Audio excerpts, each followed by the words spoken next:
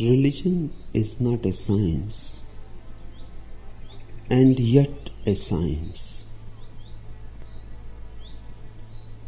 Religion is not a science in the sense physics, mathematics, chemistry are sciences.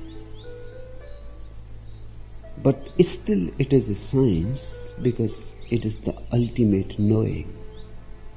The word science means knowing.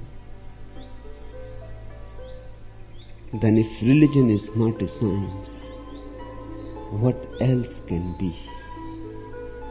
It is the highest knowing. It is the purest knowing.